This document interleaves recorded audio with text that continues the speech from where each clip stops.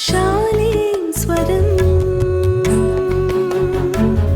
ఇది సమాధాన స్వరం. దేవుని పరిశుద్ధమైన ఘనమైన నామానికి మహిమ కలుగునుగాక.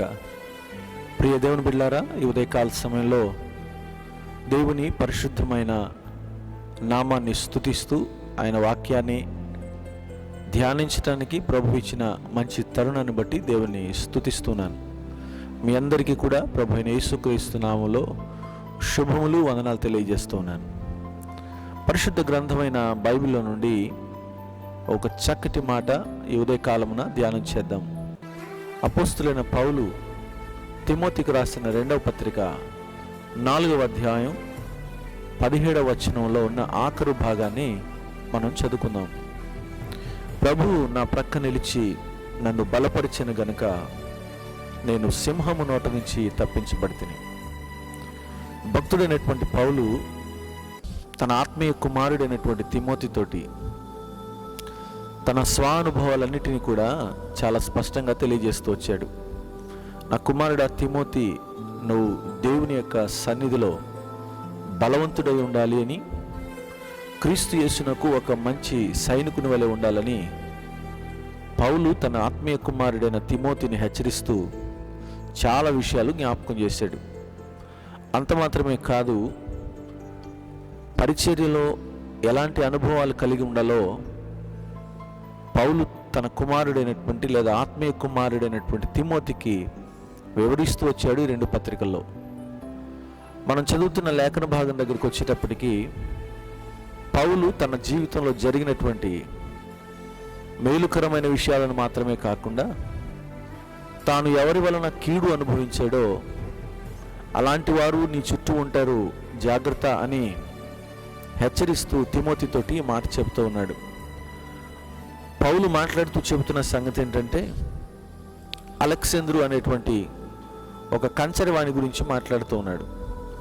ఈ అలెగ్జాంద్రు పౌలు పరిచర్య చేసుకుంటూ వెళ్తున్నప్పుడు బహుగా కీడు చేశాడు. ఎంత కీడు చేశాడంటే పౌలు పరిచర్య ఆగిపోయేంత కీడు ఈ కంచరవాడైనటువంటి అలెగ్జాంద్రు వలన కలిగింది. ఈ అలెగ్జాంద్రు వలన, అతని క్రియల వలన పౌలు బహుగా నెమ్మది లేని పరిస్థితిని, ఘోరమైనటువంటి మానసిక వేదనకు గురైనట్టుగా ఈ మాటల ద్వారా మనకు అర్థమవుతుంది. అలెగ్జాంద్రుకు ఉన్నటువంటి ముఖ్య ఉద్దేశం ఏంటంటే, పౌలు యొక్క పరిచర్యను చాలా ఏ రకంగా వీలైతే ఆ రకంగా దాన్ని తప్పుదోవ పట్టించాలని, పౌలు పరిచర్య ఆగిపోవాలని, పౌలు పరిచర్య ముందుకు కొనసాగించబడకుండా ఆగిపోయే పరిస్థితి కలగాలని ఈ అలెగ్జాంద్రు ప్రయత్నం చేశాడు. పౌలు మీద అనేక రకమైన నిందలు, అవమానకరమైన మాటలు, కీడు కలిగించేటువంటి భయంకరమైన క్రియలను అలెగ్జాంద్రు చేసినట్టుగా కనబడుతుంది. ఈ అలెగ్జాంద్రు వలన బహుగా బాధపడినటువంటి పౌలు తన ఆత్మీయ కుమారుడైన తిమోతితో చెబుతున్నాడు, ఇదిగో ఇలాంటి అలెగ్జాంద్రు లాంటి వారు నీ జీవితంలో కూడా, నీ పరిచర్యలు కూడా నీకు ఎదురవుతారు గనక జాగ్రత్తగా ఉండు తిమోతి అని హెచ్చరిస్తూ ఈ మాట చెప్తున్నాడు. అతని విషయమై నీవును జాగ్రత్తగా ఉండు అన్నాడు. అతడు నా మాటలను బహుగా ఎదిరించాడు. నేను మొదట సమాధానం చెప్పినప్పుడు ఎవరూ నా మాట వినలేదు, కానీ అందరూ నన్ను విడిచిపెట్టి వెళ్ళిపోయారు ఆ సమయంలో. ఇది వారికి నేరముగా ఎంచబడకుండాగాక అని చెప్తున్నాడు.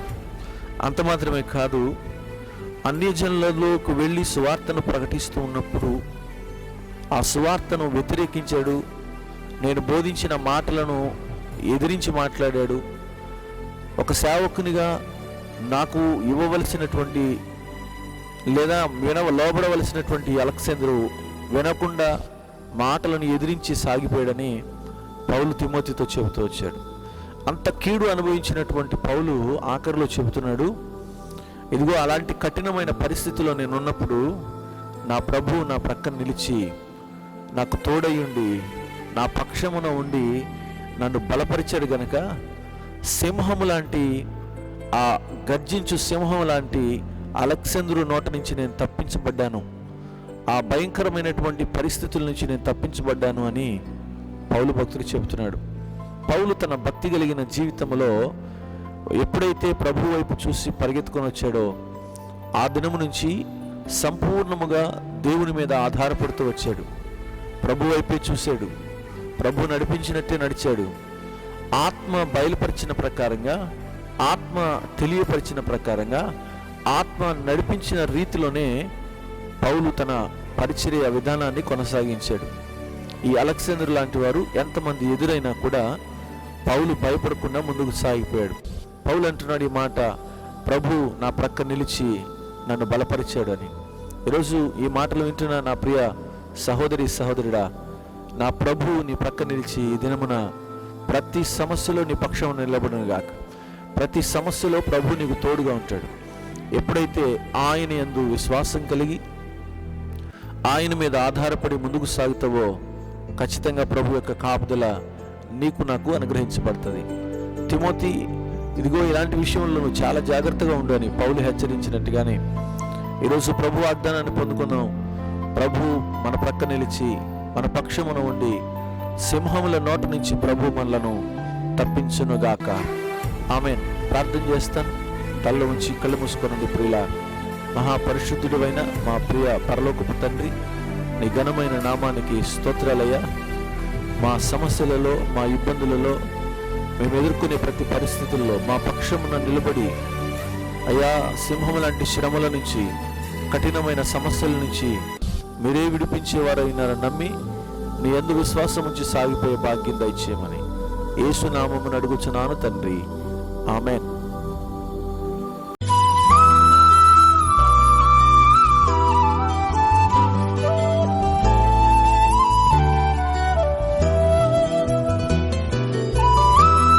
शालीं स्वरम् ఇది సమాధాన స్వరం